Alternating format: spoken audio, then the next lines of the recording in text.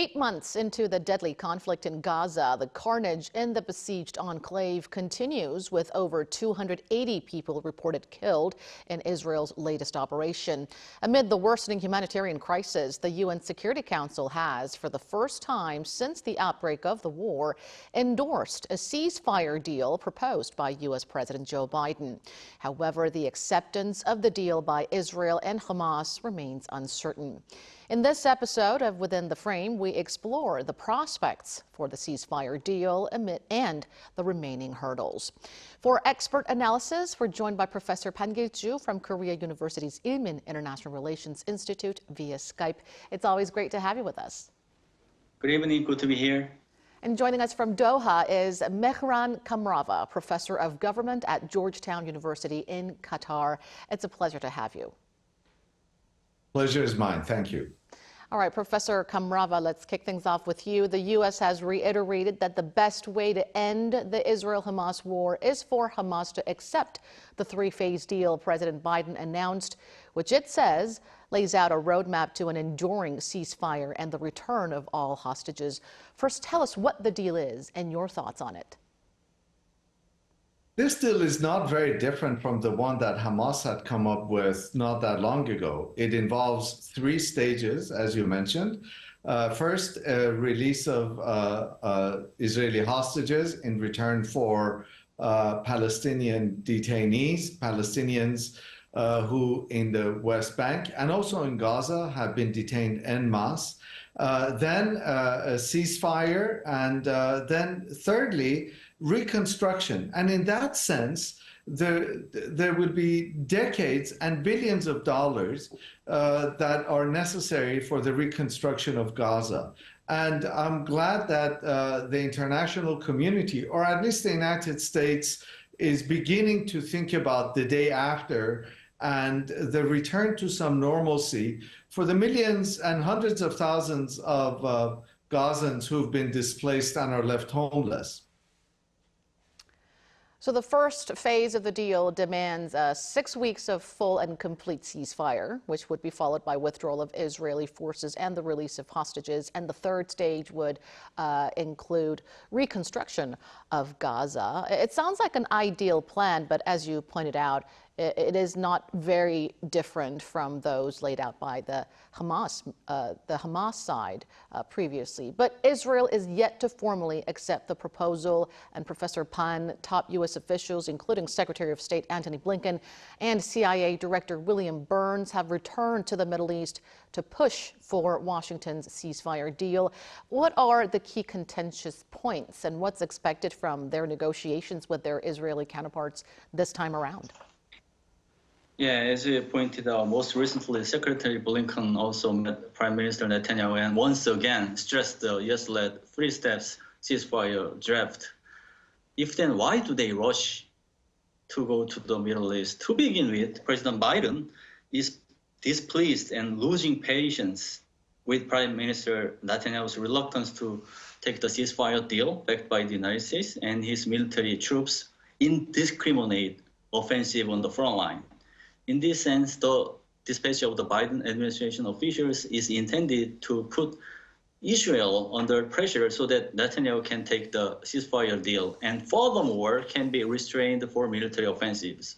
To top it up, it seems that the Biden administration is deeply aware that an incumbent would have serious challenges to winning the presidential election in November without achieving the Gaza ceasefire deal in a situation where domestic protests for this war are growing.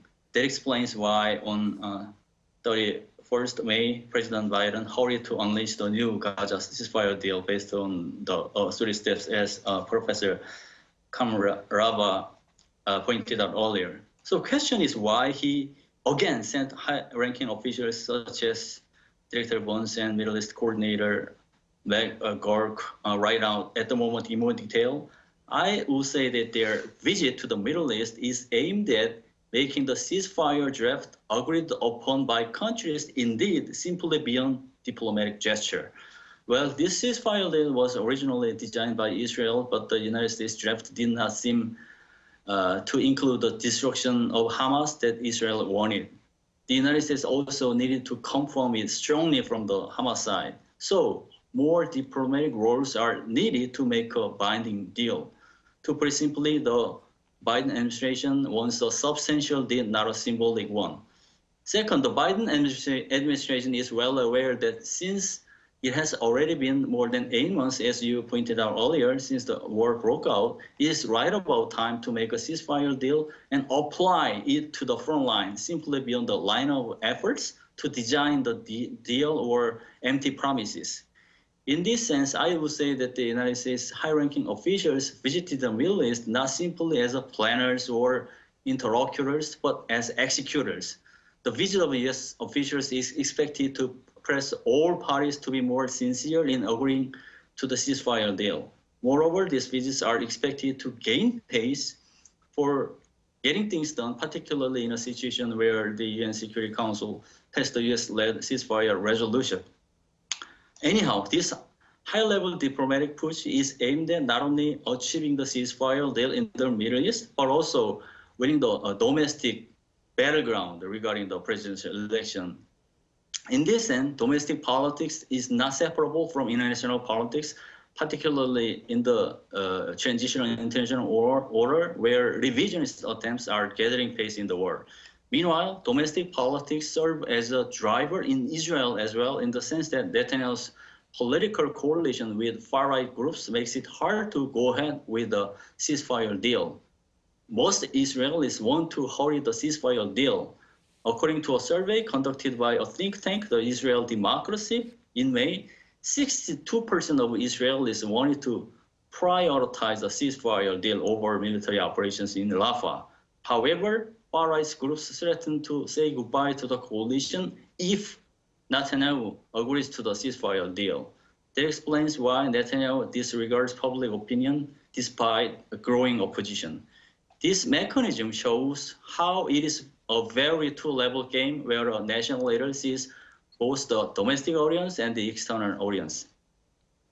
Well, we don't know the exact details of the meetings yet, but reports are trickling in that Netanyahu reaffirmed Israel's commitment to Gaza ceasefire plan during his talks with Blinken. But we don't know anything for sure yet. And as you've pointed out, domestic politics is also an important consideration for Netanyahu.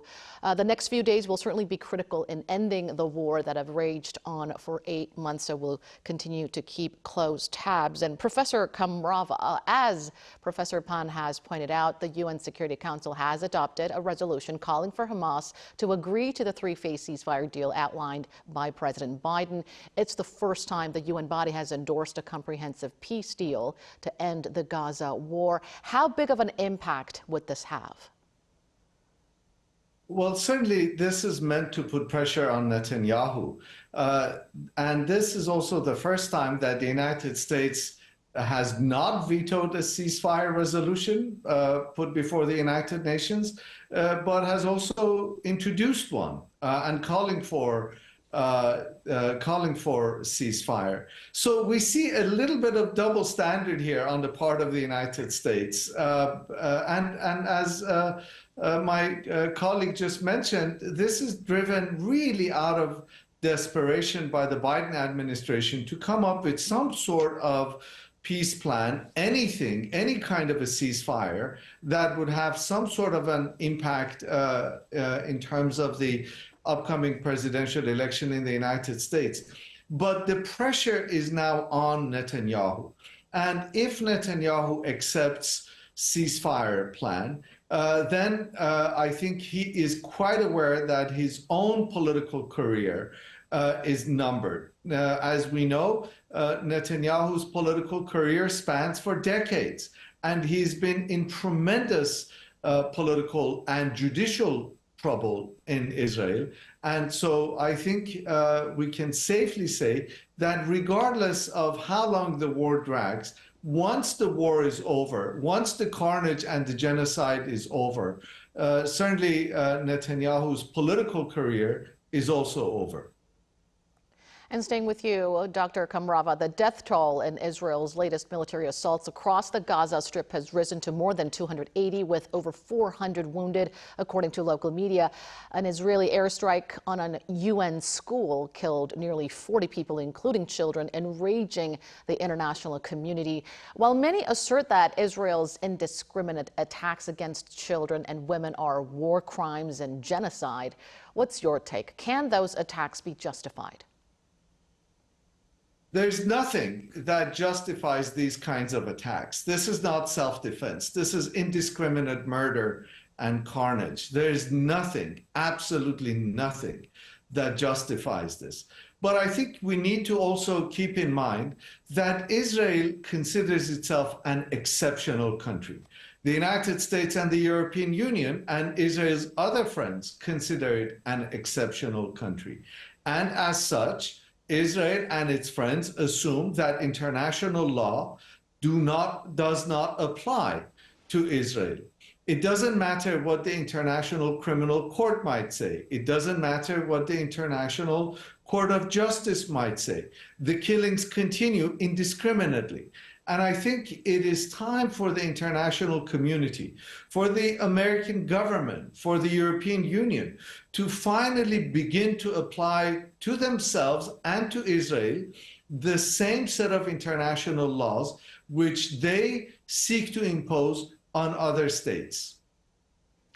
Israel views itself as different, but same types of international global standard must be applied on Israel as well. Dr. Ban, despite mounting international criticism, the U.S. has said that Israel's latest actions in Rafah do not cross the U.S. red line. What are your thoughts on this, and what constitutes the U.S. red lines then? Well, simply speaking, I have to say that the United States red line is too high and arbitrary, which is bad for preserving the international order at the end of the day. In that sense, I feel the same way Professor Kamrava, actually. In more detail, the United States statement that Israel's military actions in Rafah did not cross the red line shows how the United States remains in a difficult situation right now, domestically, diplomatically, and internationally. First, the Biden administration can side with neither Israel nor Palestine, particularly when domestic factors are taken into consideration. The Biden administration is affected by the domestic Israeli power struggle, but at the same time, it is affected by domestic protests for Palestine.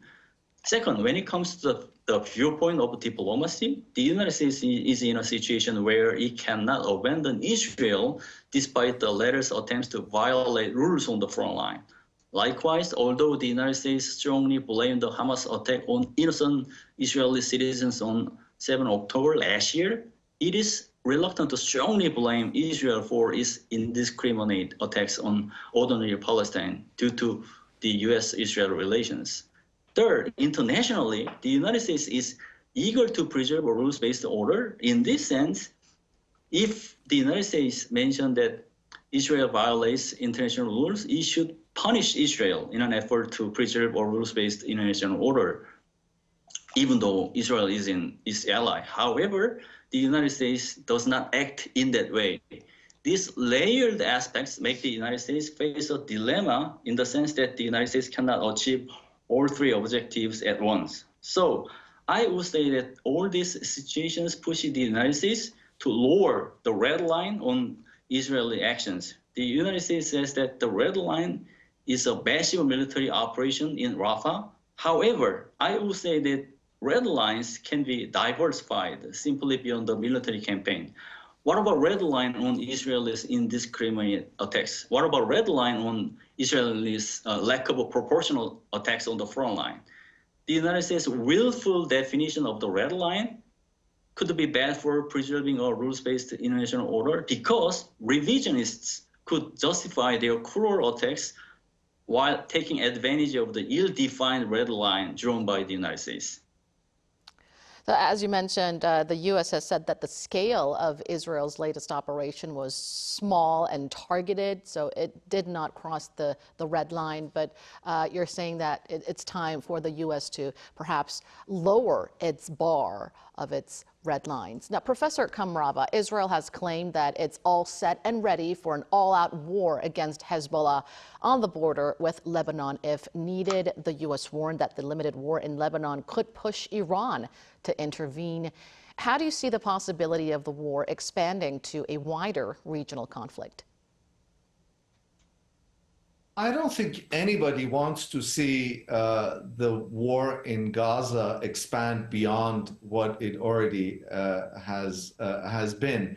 And I don't think there is appetite for war in Lebanon, appetite for continuing the war in Israel, or Iran for that matter, or anywhere else.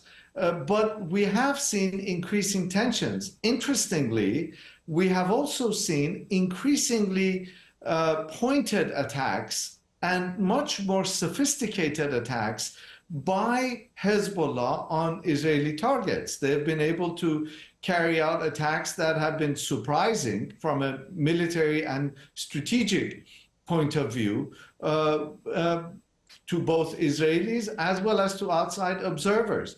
And of course, Israel wants to see deterrence. I don't think Iran wants to expend Hezbollah in a war against Israel because Iran views Hezbollah as its own strategic deterrence against Israel and does not want to see Hezbollah's abilities degraded in a war against Israel.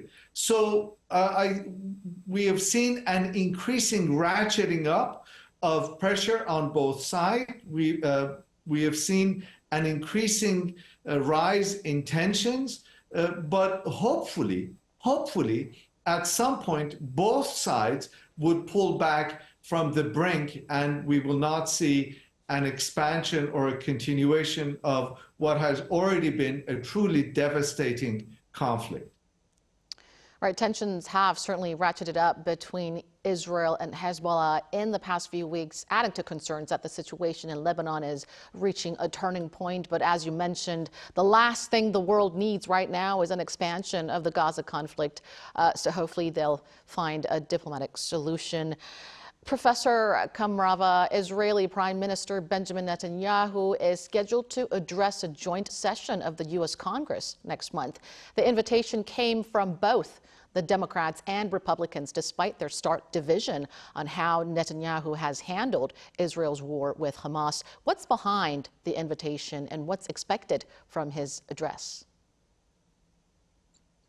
What's behind the invitation is the appearance that Israel can do nothing wrong. 37,000 Palestinians have died, civilian Palestinians, an overwhelming majority of whom are women and children. And yet we see congressmen and representatives in the United States from both sides of the aisle, as you mentioned, extend a warm welcome to Netanyahu to come and address the U.S. Congress. It's almost as if these American politicians are tone deaf.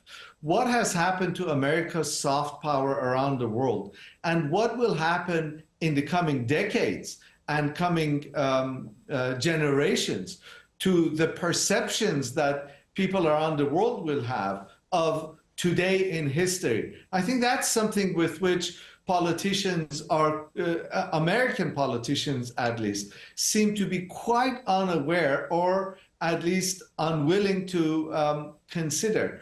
What does this mean? It means, yet again, regardless of what Israel does, it can do no wrong in the eyes of the American political establishment.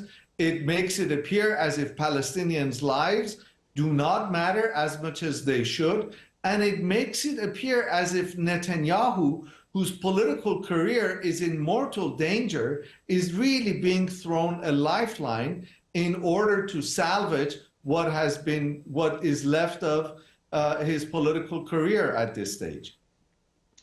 And Dr. Ban, Netanyahu argues that the Biden version of the ceasefire deal is incomplete. And according to a CNN report, he actually said that he won't engage in meaningless negotiations with Hamas shortly after the UN Security Council approved the deal.